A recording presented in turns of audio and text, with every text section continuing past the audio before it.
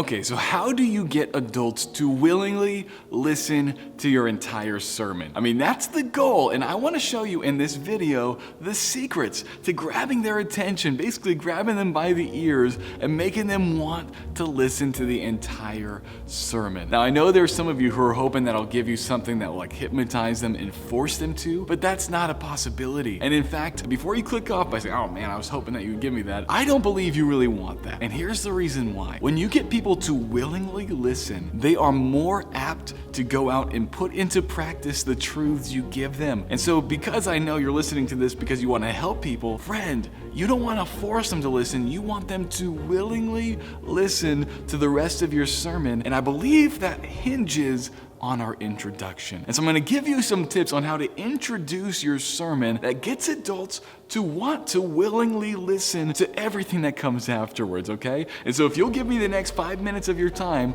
I will in exchange give you the 3 simple steps that are powerful that get people to want to listen. And so I'm going to give you the 3 steps, and then I'm going to give you an example of how to put those steps into practice. And so if things aren't clear when I give you the steps, hold on until the example and they will get much more clear. Also, I'm going to give a little gift in the middle somewhere there, so don't click away until you get the gift, all right? So let's start with the first thing. The first step to get adults to want to listen to the sermon is this: begin with a connector. You want to begin your sermon with something that connects you and your audience together. I find what works best for me are stories or questions, or sometimes a combination of the two. I'm going to give you an example of that in a minute, but science has shown that when you tell a story, brains actually begin to sync up. You literally connect with your audience, and I find this helpful for everyone to begin at the same spot as you're now starting your journey into the truth of God's Word. You're beginning at a common location,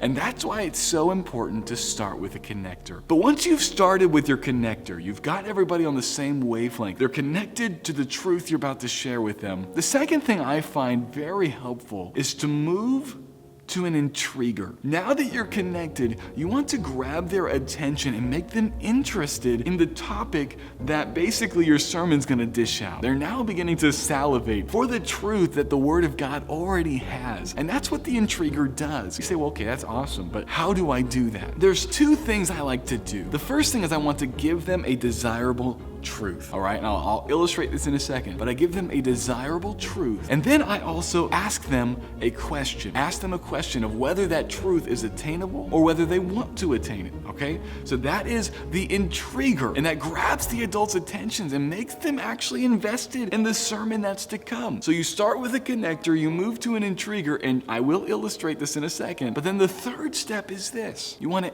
end your introduction with a roadmap, and adults need this. I believe teens need this, and even kids benefit from this, but adults really need this roadmap. And the reason why you give them the roadmap is it tells them exactly what to expect when you're going to give them the sermon, okay? So the roadmap really shows them where you're going to take them, and it asks for their consent. So I'm going to give you the illustration of how to put these things together for a intriguing and captivating introduction. But before I do, I want to give you that gift. Because you listened this far, I'm going to give you 25% off our Teaching and Preaching Made Simple course. And you can only get that right here with this special promo code. It is the promo code INTRO. Okay, so if you go, use the link in the description, put in the promo code INTRO, you'll get 25% off the Preaching and Teaching Made Simple course. Okay, but let's show you the example. How in the world do you put these 3 things into practice? So let's say I'm preaching about victory over sin. That's a very simple, common one. I might begin like this with the connector. Have you ever had a sin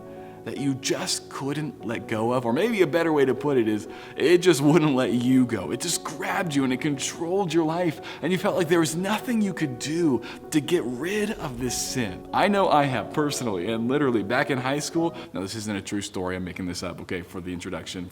Don't do this, but don't make up the illustrations, but for this video, I'm making this up. But for me, man, I could not stop lying when I was in high school. It was just something that would always, someone would ask me a question and I would either exaggerate it or diminish it or leave out bits and pieces. And there was one time it got me in big trouble. And I'll tell them that story about when I got in trouble for lying.